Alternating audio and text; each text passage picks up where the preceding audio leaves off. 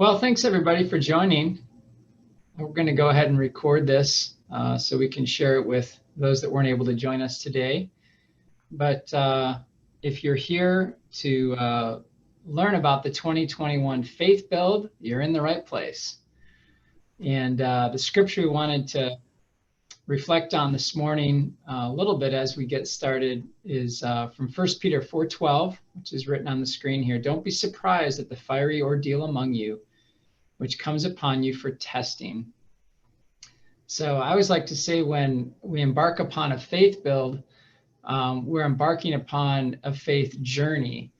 And the prerequisite for building our faith is trial. And so we don't enter into faith builds lightly. We do so with sober judgment and evaluation, reflection, knowing that we're going to experience some ordeals, if you will, which we've experienced this year again. But as we get opened here, I just want to quickly introduce our Habitat team who we have with us. And Kenzie Oswald, if you want to give a wave. There we go. Hi. And Kimberly Wallace. So between the three of us, we're really kind of the three contacts for the Faith Build with Black Hills Area Habitat for Humanity. Kenzie joined us a couple months ago, and she's focused on the administration of the grant process and the resource development for our affiliate. And Kimberly Wallace handles all the volunteer engagement and lots of our communication, social media, and she's involved in lots of things with the affiliate, which we appreciate. So with that, let's go ahead and open with our affirmation and prayer, which I'll do today. And I just wanted to read a little reflection from a daily prayer journal, and it's a note on Advent, as we're getting into the Advent season. Advent, meaning the coming, is a time when we wait expectantly. Christmas began to celebrate it Christians began to celebrate it as a season during the 4th and 5th centuries. Like Mary, we celebrate the coming of the Christ child, what God has already done. And we wait in expectation of the full coming of God's reign on earth and for the return of Christ, what God will yet do. But this waiting is not a passive waiting. It's an active waiting. As any expectant mother knows, this waiting also involves preparation, exercise, nutrition, care, prayer, work, and birth involves pain, blood, tears, joy, release, community. It is called labor for a reason. Likewise, we are in a world pregnant with hope, and we live in the expectation of the coming of God's kingdom here on earth. As we wait, we also work, we cry, we pray, we ache. We are the midwives of another world. And as I was thinking about sharing this morning, I have to share a little experience that we had recently here at our affiliate. Some of you know that our office is on a very busy street here in Rapid City. We have like 25,000 cars a day that drive by. And last week I was in a meeting with Kenzie in her office, and her office window is right on the parking lot, right on Omaha Street. And so she tends to hear a lot of what's going on out there. And we were meeting and discussing some things, and all of a sudden we heard a fire truck siren, and we heard like an ambulance siren, and we heard a police siren. We heard all these sirens coming together, and I had these flashbacks to living in Los Angeles, and it was like, wait a minute, I live in Rapid City. Why are there so many sirens? You know, I was like, well, wait a second, those are really close. Those are right outside the window. And we kind of peeked out the window, and sure enough, all these,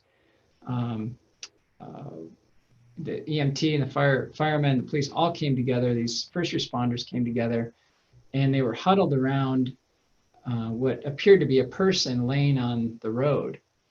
And we saw a motorcycle off to the side, tumbled over. And we saw the EMTs giving CPR and trying to help this young man. And we just watched it happening. And so I walked outside, and there was a crowd kind of gathering, watching this happen. And what I was so thankful for was that instinctively, as a team here at Habitat, we just gathered together in the office and we started to pray for this young man that was on the road. And we prayed and just asked God to help him and to be with him. And I went back out and looked, and they had put a black blanket over him, and it appears that he had passed away. But about 4 or 5 days later, a gentleman came into the restore, and turns out it was his father, who was from Oklahoma. And he was just a passionate father who was looking for information about what happened to his son, and did he experience any pain? Was it sudden? And none of us really saw the accident happen. But just that hunger of a father looking for answers for his son, longing to connect to his son who had passed. And we read the story in the newspaper, and it said that he was a young Christian man, and he was very involved in his church and very into motorcycle safety. And I was talking to my wife about it. She said, Scott, it's really cool that, as his soul was leaving his body, you guys were praying for him, and he was being ushered into heaven. And I haven't had a chance to call this young man's father. I've got his number right here on my desk, and Mike Young, I need to call and just share my heart with him on this situation. But just as we think about, what it means to be of this world and the world to come and God's kingdom coming, our lives are so fragile, right? I mean, things are changing so fast. And for me, that was just a recent picture of that really slight difference between this world and God's reality beyond us. And so we're kind of living in that. I feel like it's an in-between space almost, where we're here, but we're also really caught up in what God's doing for the eternity. And that was just a great reminder for me to live fully today, as we've been blessed with this faith build for 2021. We don't know what the year is going to bring. We didn't know what 2020 was going to bring, but God's been faithful through it. And we're going to enter it with open hearts and trust and faith that God's going to see us through. So why don't you just join me in a word of prayer as we get started today. Gracious God, we are so thankful for the blessings of this day, the blessings of 2020, the ways you've faithfully guided us, protected us. You've been our shield. You've been our rampart. You've been our tower that we can run to. And Lord, as each one of us is navigating different stressors, different strains and questions, fears, Lord, you are here with us. And as we live in that space that sometimes feels insecure, I pray that it would be a reminder of this world that we live in is temporary, and the world that you're ushering in, your kingdom is coming, and your will is being done. And just like that young man's life who was following you, was transported from here to eternity in a moment, you are here with each one of us as we walk out our lives. And we lean into 2021 with faith, and we choose to build. We choose to do the positive things we can with what's in our hands. As limited as we may feel, as unresourced as we may be in our churches, in our communities, in our nation, in the world, we're unresourced to handle what's coming at us. But we know it's nothing for you, Lord. So we give you the concerns, the things that would weigh us down. We present them to you in our hearts and minds, and we praise you for the chance that we have to gather in your name and to move forward in faith, to encourage one another. And we just give you this time in Jesus' name. Amen. Right. Well, we're going to just take a moment here to mention our appreciation for our 2020 Faith Build partners. As you can see, there's a good over a dozen churches that have been partners with Black Hills Habitat, and some have been really focused on prayer. Some have been more focused on serving in different ways. Some are actually sending out volunteers to build with us, which has been fantastic. And some are giving, and some have been blessed financially to be able to give back. We just wanted to thank all of these churches for stepping up for 2020 and for being in ministry and partnership with Black Hills Area Habitat as we build homes, communities, and hope. And I think everybody's probably familiar with what Habitat does in terms of the big high-level mission. We're seeking to put God's love into action. We're bringing people together, building homes, communities, and hope. We're doing that through new construction and home renovation. But our vision really is a world where everyone has a decent place to live. And so clearly that's a vision way beyond what any of us can even conceive, but it's aspirational, and it's something that we do so with faith and hope. Only with God's help can we do it. And with that, I just wanted to introduce a couple of our local Thrivent representatives, Mark, Stacy, and Cal Sievers. And maybe you guys can just give a quick wave, Mark and Cal. But Cal serves on the Black Hills Area Habitat for Humanity Board of Directors and has been a great blessing to us. And Mark's up in the Northern Hills in Spearfish and has been a joy to get to know. And we're looking forward to doing more with Mark in the days, weeks, months to come. So with that, I just thought I would kind of turn it over. I asked Mark to maybe prepare a couple words to share about that Thrivent Habitat partnership and how it's working for him and how he sees it working out here in the Black Hills.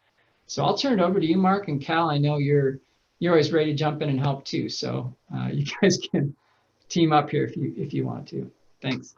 Awesome, Scott. Hey, we'll tag team on this. It's Cal. Yeah, it's such a unique partnership. You know, the opportunity to work together side by side with Habitat for Humanity. Just very, very blessed. Two unique organizations trying to, you know, bring affordable housing to those in need. And so just a wonderful chance for us to partner up and really make an impact in the communities that we work and reside in. And so I just think it's a great chance for us to make an impact through our partnership. You know, home ownership around here in the Black Hills is such a challenging issue as far as affordable housing is concerned.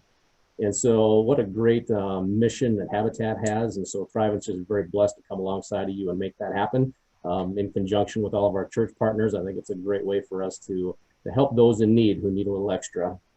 You know, that foundation of home ownership is such a big piece of that financial planning and financial clarity. And so if we can be of assistance in some way, I think it's a great chance for Thrivent to make an impact.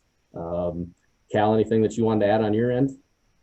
Oh, you know, I'm always got something to add. And Scott, thanks for texting me at the last minute. I did move an appointment today an hour later, and because it's important. This is important to the local community, and it's important to Habitat, and it's important to Thrivent. And I think it's, you know, who knows? Maybe it's the age.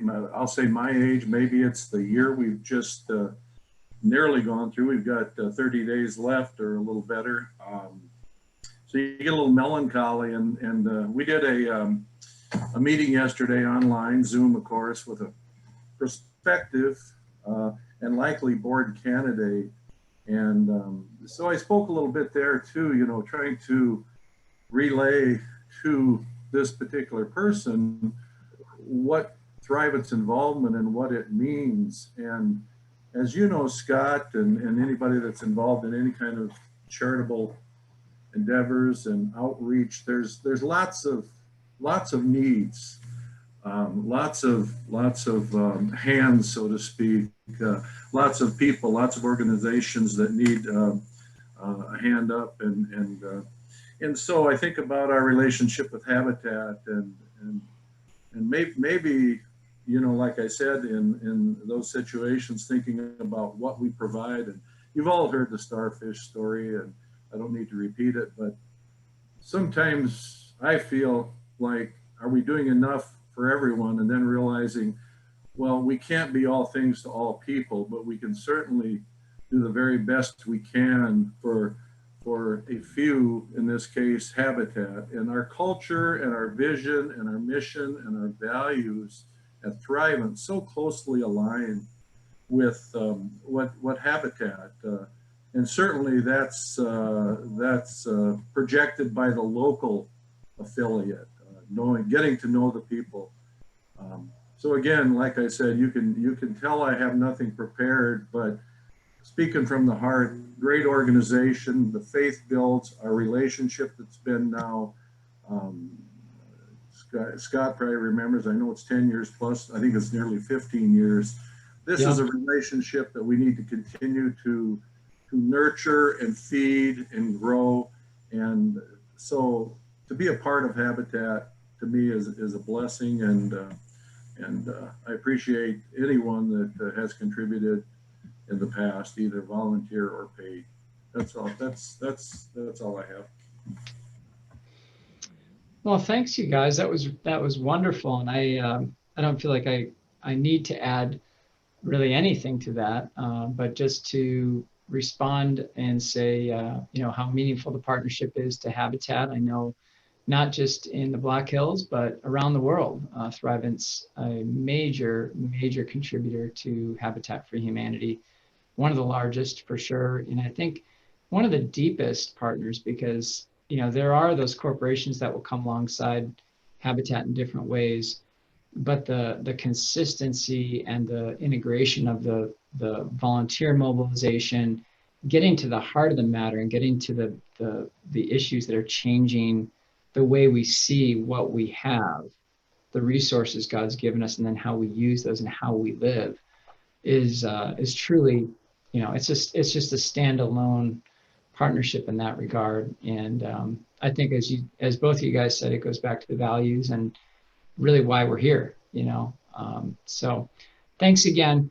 Yeah, let's just jump into the basics of how the partnership works. And we have a really simple way to think about it, and that is simply we think about praying, we think about serving and giving. And you know, I think for a lot of us, prayer is one of those things that we do individually, and we think about our family's needs, we think about maybe our community needs, but this partnership really brings that focus of prayer from churches and Thrivent membership into what does it mean to be engaged in our local community as it relates to how people live and how we can make that transformative process through building homes, through renovating homes. In this case, one focused home that we'll do in 2021.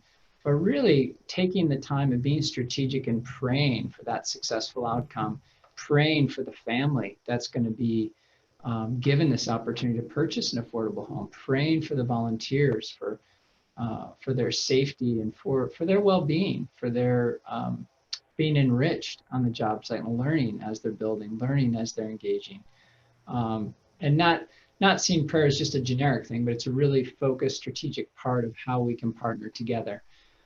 Some churches have, you know, weekly prayer groups. Some are doing a lot of virtual prayer now. But we would see as a way to partner with us, making this partnership and this faith build one of your prayer priorities for 2021. Serving might seem a little bit more straightforward, but obviously we coordinate, we schedule, we have a build site where there's going to be construction opportunities. Things have changed a lot in 2020 because of COVID, and we've all had to flex with that. And one of the issues has been social distancing. And social distancing doesn't really help a volunteer construction opportunity, let's face it. And so we've had to pull back on a lot of that, and we've really focused on working with those volunteers who are consistent and are used to kind of our safety protocol and those kind of things. So we're not at this point open to any new groups really coming in, but in faith, as we look at the faith bill, we're very hopeful that in 2021, that guidance will change from the CDC and through Habitat International. We'll be able to host teams on the job site again.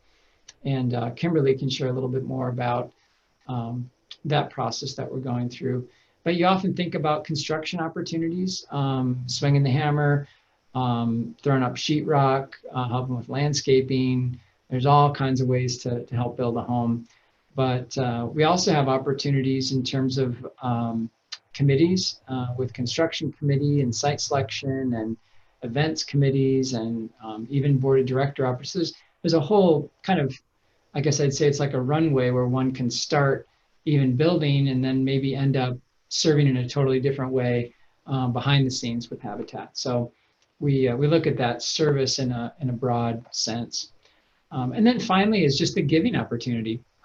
This is such an incredible partnership where Habitat Thrivent is providing half of the cost of the construction, really as a challenge match, and saying, to the faith community, excuse me, what can the faith community do to come together and match that 50% that they've pledged?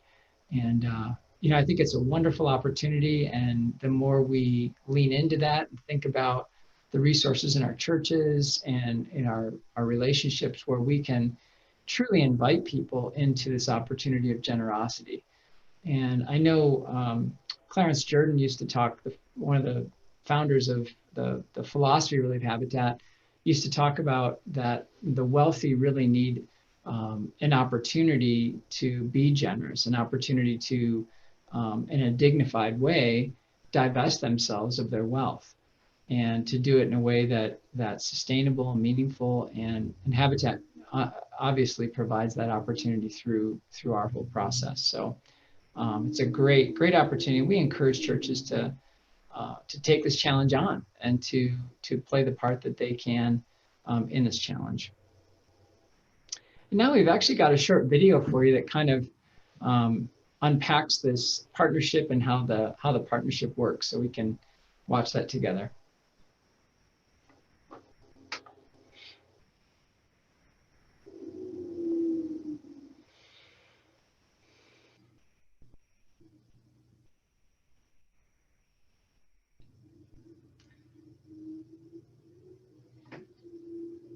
I think we're having some volume issues. I don't know if you can.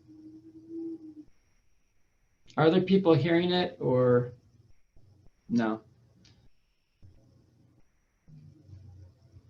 Let's make sure that audio is on correctly.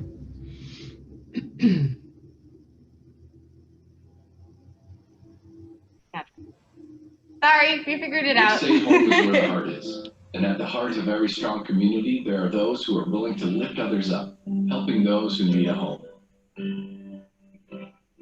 With Faith Builds, Thrivent, Habitat for Humanity, and the local Christian community, help a family with a safe and decent place to call home. Church members are key to the partnership, putting God's love into action through talent and passion, building homes with a strong foundation in caring and faith. There are many ways to volunteer. You don't have to be a carpenter or a craftsman to contribute. Many hands make light work, and every role is important. Participants in Faith Builds say it's a life-changing experience. Together, Thrivent and Habitat help both those giving and those receiving on their journey to a more content, confident, and fulfilling life. Will you partner with us to put God's love into action through a faith build in your community?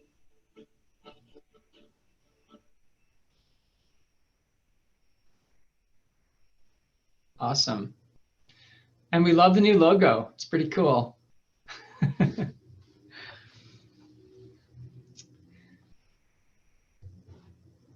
Well, at this point, we wanted to just do a quick look back on how things have gone in 2020. And to walk us through some photos, Kimberly Wallace is here. So Kimberly, I'll turn it over to you. Hi, so I'm Kimberly Wallace. I am the volunteer coordinator. And as we look back through these photos, I have thought a lot about the scripture Scott opened with. Don't be surprised by the fiery ordeal among you, which come upon you for testing.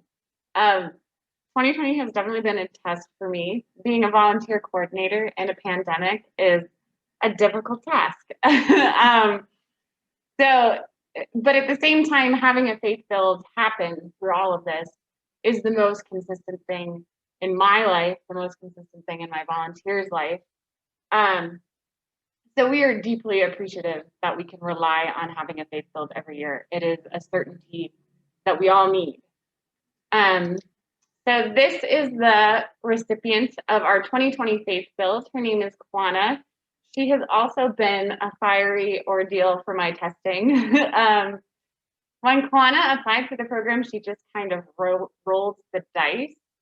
And I don't think she thought she was going to be accepted. I don't think she thought it was all going to work out. A lot of things hadn't been working out for her. But I have seen this huge metamorphosis, and she has certainly been on a faith journey throughout this whole process.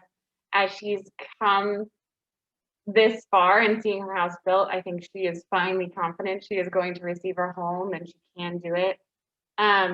And having her work with the other partner families and kind of go through the financial classes, she's one of those people that has gotten so much out of it and learned a lot of tough lessons and reevaluated a lot of her life.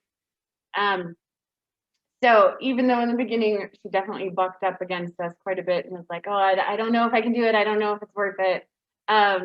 She has changed, and I think she is one of the biggest Habitat advocates out there right now. Super grateful and super happy for the opportunity. So part of the reason I think Kwana had a little bit of doubt is the pandemic hit right as we announced that she would be the recipient of our 2020 faith build. So the pandemic hit as she hit her 100 hours and got her lot assignment, and we stopped work completely for 2 months. And it was devastating for both of us. Me and her had many late night phone calls while I worked from home, both crying over it all. We broke ground in June and nobody was there. We filmed it and it was a tough day. I think there was a lot of smile for the camera, but this just doesn't seem right. But we worked through it and we just kept hoping and praying and kept having faith. And it wasn't actually until October that we could raise walls, which is kind of unheard of for us. But there was lumber shortages. We had issues with subcontractors. And then one day in October, the crew called me and said, we're raising walls, get over here. And so I ran over and we did it in one afternoon. And there was no ceremony or anything like that, which was a little bit sad. But this is my Tuesday, Thursday crew, and we just put some music on and kept building, and we had our own little private wall raising party, which was pretty fun. So this was the finished product, and the most amazing thing about this day was the sky kept getting uglier and uglier as the day went on, and as we hammered the last nail, it started to snow, and it just felt like a blessing from the sky. It just felt like, oh, we did it, it's snowing, we can pack up and go home and feel really satisfied with our day's work. So even though it wasn't normal, it was just such a relief to raise these walls after months of kind of being uncertain as to what was going to happen with the faith build. And so this is the house all sheeted, and we have the sidewalks all laid out. Our Tuesday, Thursday crew has been really the only volunteers that have been on site. And they have done an amazing job. This is my favorite picture because it looks like a little train station. And it has been a train station. There's been people coming and going quite a bit on this site as we've kind of limited numbers and we've worked through having different subcontractors come in and come out. It's been a huge process to navigate. This is Olson Construction. They came and did all our concrete work for us. The guys standing on their shovels in the corner are my guys, just kind of supervising. But we have worked with Olson quite a few times and we love having them out. They employ a lot of young people too, so it's always nice for me when Olson's out there. a little more than the retirement crowd. This is John Davies and Tom Berg and Tim Pottle. They are on our Tuesday, Thursday crew. And here they're working on putting up some siding on the house. But another reason we put this picture in was because it is such a mark of the times we live in and all the problems we've had to solve. Seeing them work out there with their masks on and show up every day has been, again, just such a blessing. There was a time when I kept them at home because they are of that retirement crowd that you want to protect. And the amount of phone calls and emails I got every day was insane. I have saved them all for history purpose. But they really wanted to come back. And when we finally let them back, they have shown me what they really can do with this house, and how if I just kind of let them drive for a bit, I will always be satisfied. So this is another picture of them working in the masks. And another reason we included this one was this was right around election time, I believe. I think Scott took this right around election time. And again, just a mark of our times, them with their masks on. The other cool thing about my Tuesday, Thursday crew is a lot of them came to us through faith builds. We have quite a few Lutherans, but we also had a Catholic build a couple of years ago, and we have quite a few Catholics, and we have quite a few Baptists on site. And they're pretty evenly divided amongst Republican and Democrat. And on election day, they voted and they came and built, and nobody brought it up, and nobody felt bad about it. And it was just like, it was one of those moments of you really truly believe that Habitat is about unity, and you're just reminded that we are here for a mission, and it doesn't matter the craziness of the world. We love and we will continue to serve this mission. This is our HVAC lady. I like to include her because she's always colorful and fun. She has done multiple houses with us. She's a joy to have on site, and she's also very respectful of the policies I have put in place. I make all my construction crew wear masks. If they're outside and they're not within 6 feet, we are allowing them to take their masks off. But anybody inside the house is wearing masks. And again, they have just been a joy to work with. They've been so polite about our crazy rules and have just been really easy and are happy to come out. This is, I think, maybe 5 or 6 houses they've done with us. And this last picture is the beam that we all signed last year as a pledge to support the 2020 faith build. Part of the faith build is putting these beams in the house where people sign it. Usually at a wall raising, everybody who participated in the wall raising leaves a message on the wall. Of course, we couldn't do it, so we only have 1 beam. But I have noticed the construction crew have kind of started leaving some funny things around, and they definitely have left a lot of measurements and silly to-do lists and stuff. So we've filled in the beams in other ways.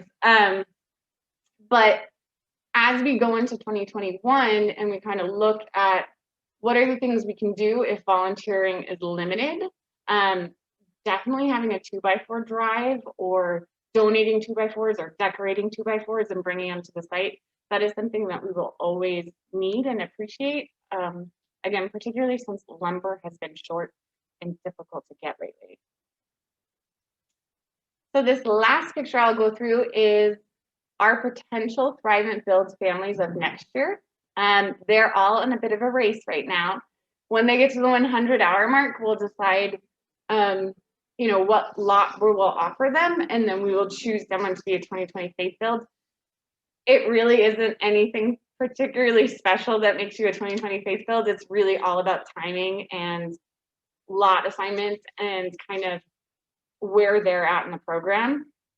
We have a couple of leads right now. So right now, I think Sophia and Anthony and Joyce are definitely in the lead. They're gunning for it, ready to go. And so we will see how that all works out. But those are the potential families that will be kind of the inhabitants of the next faith build. And that brings me to Kenzie.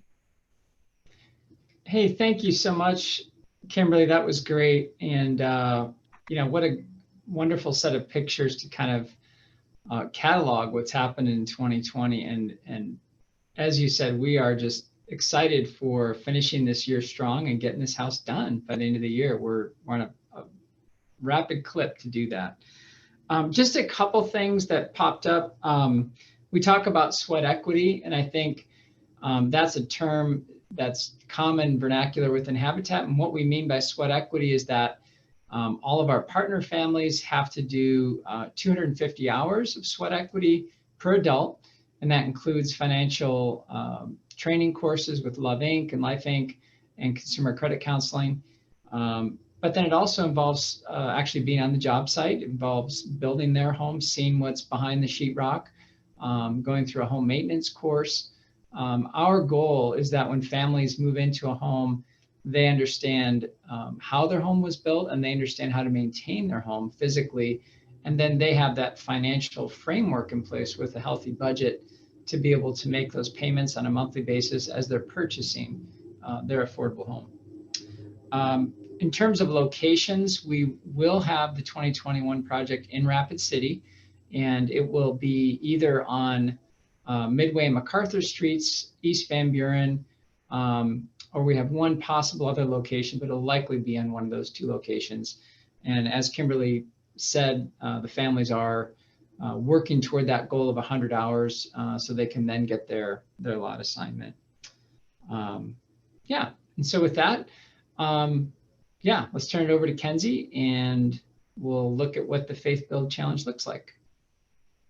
Hi, so I'm Kenzie Oswald. I'm the Resource Development Administrator here at Habitat. Thank you to Thrivent always for allowing us to have this challenge and providing half of what we need for our goal for a home. And that leaves another $60,000 that we are hoping for a generosity challenge from our faith community. We came up with the $60,000. That is basically based on a goal of $20 per active church member.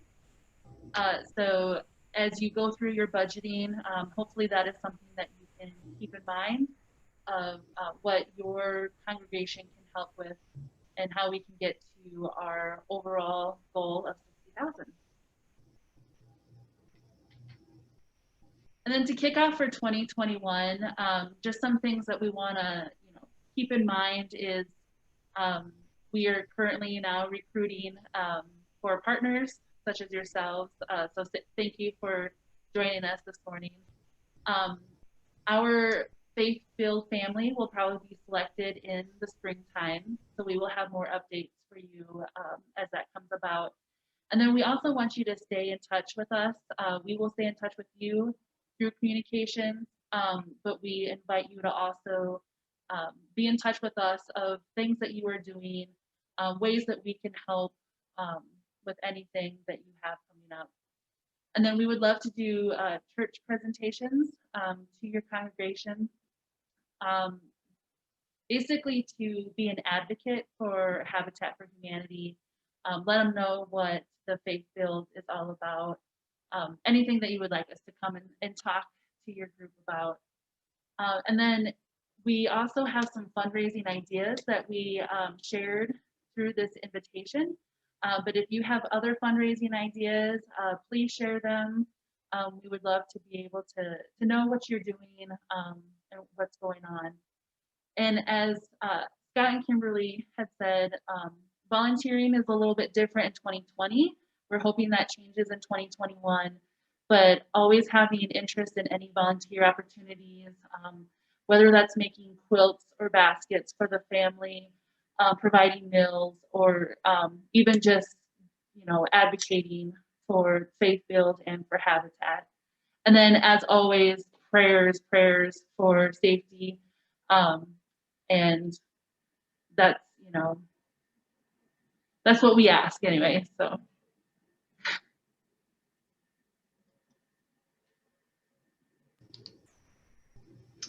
Thank you, Kenzie. And I think as we wrap up this discussion today, I wanted to just share my email address and Kenzie's if you have any specific questions you'd like to follow up with. I'm just scott@blackhillshabitat.org, and Kenzie is just Kenzie, Kenzie at blackhillshabitat.org. Please follow us on Facebook. You can get lots of updates that way, and check out our website as well. But we're here for, to serve this mission, to bring this partnership together in the strongest way possible. And just in closing, as we are in this Advent season, and for many, it's really a season of shopping, isn't it? Now we're shopping online and getting packages delivered, and billions and billions and billions of dollars will be spent on consumable items. But we're also hopefully struggling with this question of how do we respond to the birth of the homeless Son of God. And I think it's really telling that Jesus came into the world insecure with where he was going to live. Mary and Joseph were literally on the move, following dreams and visions. And that's the faith history that we have, is people on the move, people who are living by faith, people who are insecure.